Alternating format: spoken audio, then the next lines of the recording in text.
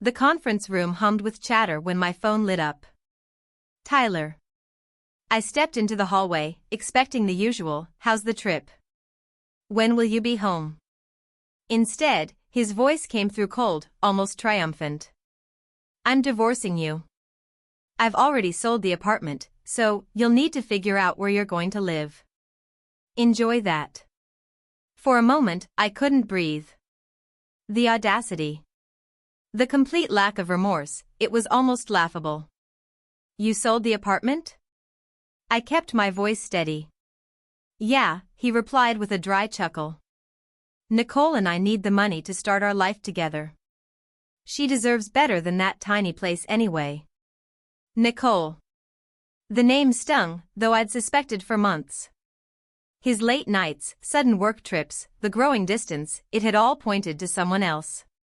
But to hear him say her name so casually, as if I were the intruder in their life, lit a fire in my chest. "Sounds good," I said evenly, refusing to let him hear me crack. "My name is Amelia. And up until that phone call, I thought I'd married a man I could trust." Tyler and I had been together 6 years.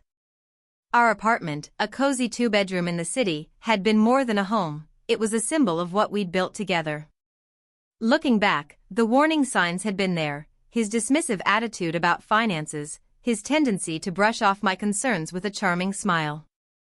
I'd mistaken arrogance for competence. In reality, he'd just been confident he could manipulate me. But there was one thing Tyler didn't know. The deed to the apartment had been in my name alone for months.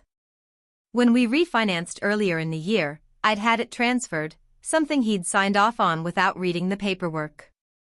His carelessness would be his undoing. By the time I got back to my hotel that night, shock had turned to resolve. My first call was to Chloe, my lawyer and longtime friend. "He sold the apartment," she said, incredulous. "He can't do that without your consent." "Apparently not. He thinks he's already spent the money with Nicole." Chloe gave a dry laugh. "Then he's in for a rude awakening. The sale's invalid. You can prove sole ownership, and if he's taken any money from the buyer, that's fraud." The word fraud was delicious. "What do we do?" "First, we notify the buyer. Then we send Tyler a formal letter outlining the consequences. If he tries anything else, we take him to court." Perfect.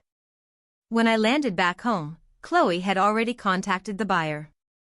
They were furious with Tyler and ready to cooperate.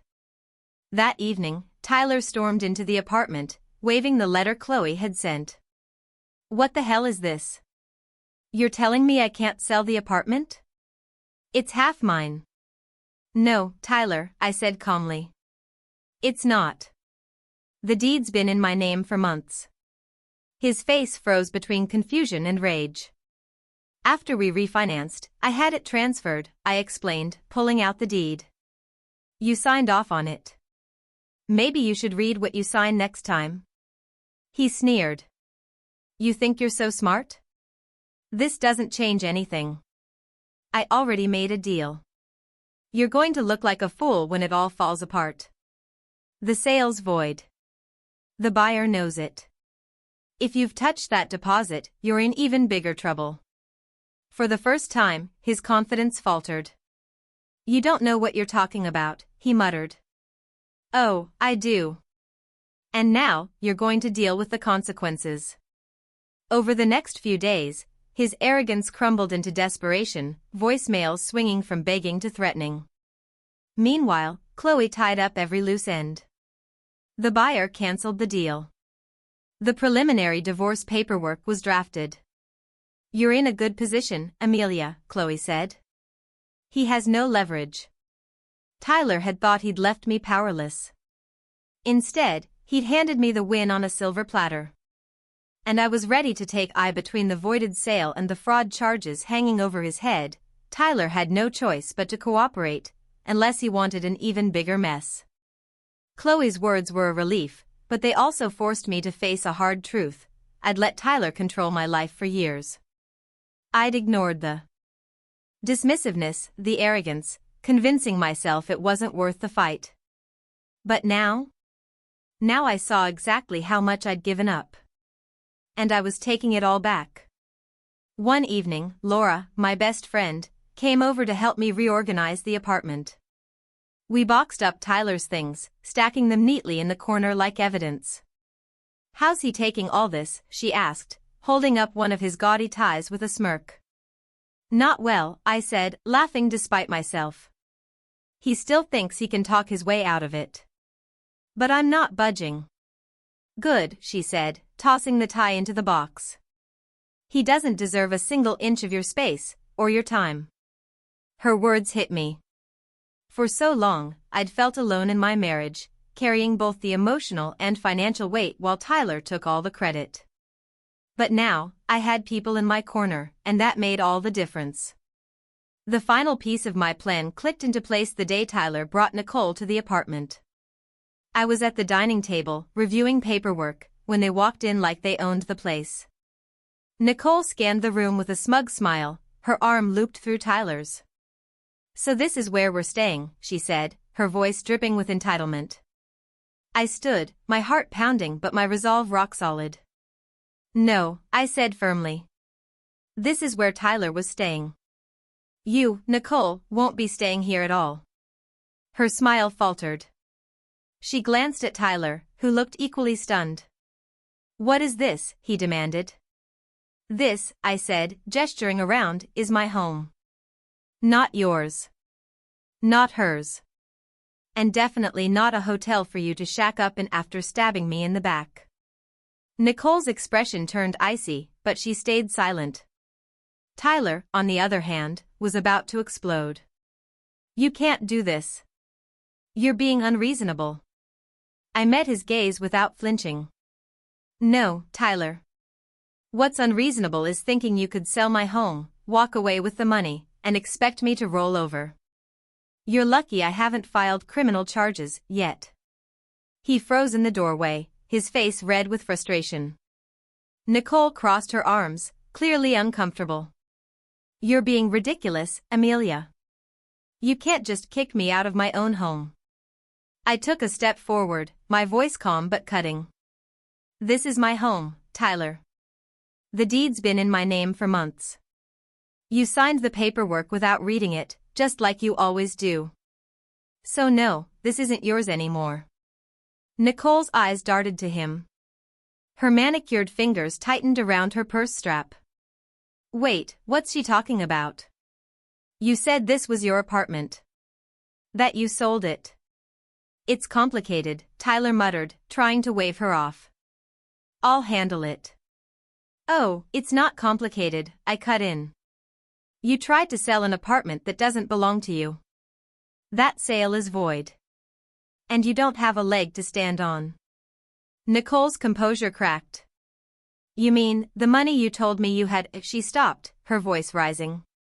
"Oh my God. Did you lie about that too?" "Nicole, let me explain." "No," I said, stepping closer.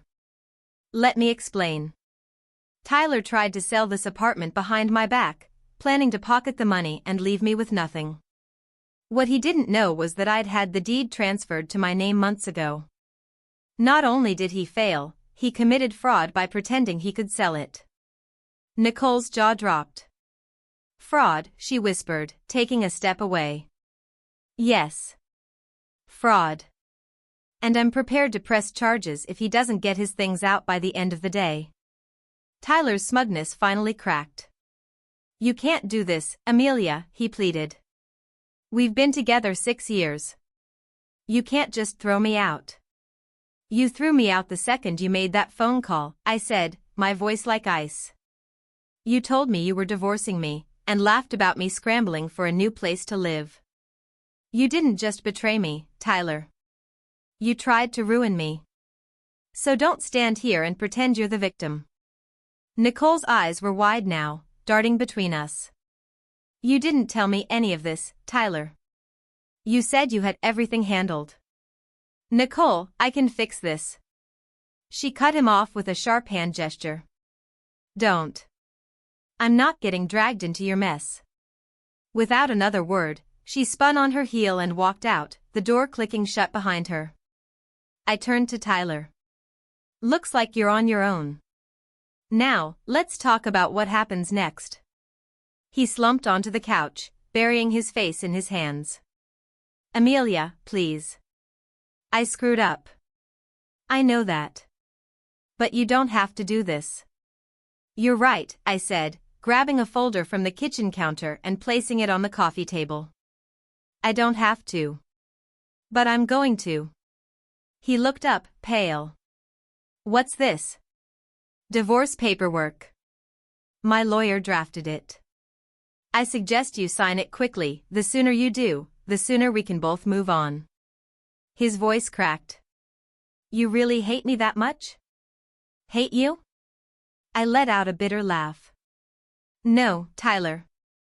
I feel sorry for you. You had everything, someone who loved you, a home we built together, and you threw it away for your own ego. I straightened, my pulse steady. I want you out by the end of the day. Take your things and figure out where you're going to stay. This is the last grace I'll give you. He opened his mouth, but no words came. His shoulders slumped. Fine, he muttered. I'll go. Good, I said, opening the door. And don't try anything else. The next time you cross a line, I'll let the courts handle it. He grabbed his coat without meeting my eyes and walked out, his footsteps heavy with defeat. For a moment, I felt a pang, not for him, but for the life I thought we had. Then I closed the door and locked it. Tyler was gone. And I had my life back. The moment passed quickly, replaced by pure relief. I closed the door behind Tyler and turned the new key in the lock, a lock he would never open again. This was my home now, and no one, least of all him, would take it from me. The silence that followed was deafening, but for the first time in years, it was a welcome quiet. No more heavy air thick with his entitlement, no more lies lurking in the corners. Just me, the home I'd built, and the quiet, intoxicating realization that I had won, against him and against every doubt I'd ever had about my own strength. I stood in the middle of the living room, taking in the space where his things had once been. His oversized gaming chair, the framed jerseys cluttering the walls, the gaudy coffee table he'd insisted on keeping, all gone. The apartment looked brighter, cleaner. Mine again. That evening, Lauren came over with takeout and a bottle of wine. He's really gone, she asked, sinking onto the couch with a dramatic sigh. Gone and not coming back, I said, pouring 2 glasses. I gave him until the end of the day to pack, and he didn't argue. She raised her glass. To fresh starts and well-deserved victories. We clinked glasses, the weight of the past week finally lifting. To never letting someone walk all over me again, I replied. Over the next few days, I reclaimed my apartment piece by piece. I rearranged furniture, hung my favorite artwork in the living room, and filled the space with things that made me happy. It wasn't just redecorating, it was redefining my life. Chloe called with updates. The fraud charges are off the table since the buyer isn't pursuing them, she explained, her voice steady and confident. But the divorce paperwork is moving smoothly. Once Tyler signs, you're officially free. The word free caught in my chest. It wasn't just about the legal end of our marriage, it was the release of years of resentment, self-doubt, and feeling trapped in a relationship that never valued me. Tyler tried reaching out a few times, half-hearted apologies, manipulative pleas. I made a mistake. Can't we at least talk? You're going to ruin me, Amelia. Is that what you want? I didn't reply. For once, I wasn't going to waste energy fixing something broken beyond repair. He'd made his choices, now he could live with them. By the end of the week, the apartment felt transformed, warm, inviting, entirely mine. One night, I sat on the couch with a cup of tea, the city lights twinkling outside, and thought about everything that had happened. Tyler's betrayal had been a shock, but also a wake-up call. For too long, I'd believed I didn't deserve better. Now I knew I did. A month later, my life was unrecognizable, not because of major renovations, but because of how it felt. The absence of Tyler's clutter and overbearing presence made everything lighter. Chloe handled the divorce with surgical precision. Tyler signed without protest. No grand showdown, no teary speeches. Just a clean, cold break, bittersweet, but deeply satisfying. While sorting through old papers, I found a photo of us from our early years, smiling, arms around each other, full of hope.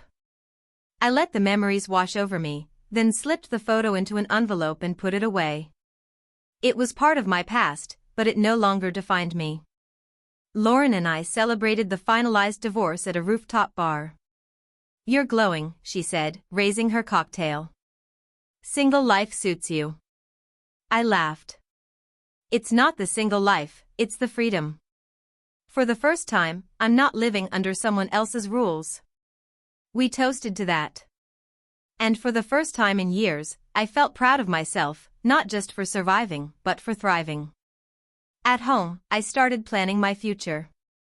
The apartment had become more than a refuge, it was a symbol of everything I'd reclaimed. I knew I wouldn't stay there forever. Someday I'd move to a place with no shadows of my life with Tyler. Until then, I would make the most of every moment in the space I'd fought so hard to keep. That night, curled up on the couch, I thought about the phone call when Tyler laughed, so certain he'd won. I smiled to myself. His arrogance had been his downfall. My quiet strength had been my salvation. This wasn't just the end of a marriage, it was the beginning of a life where I called the shots, where I chose happiness on my own terms. And for the first time in a long time, I was truly free.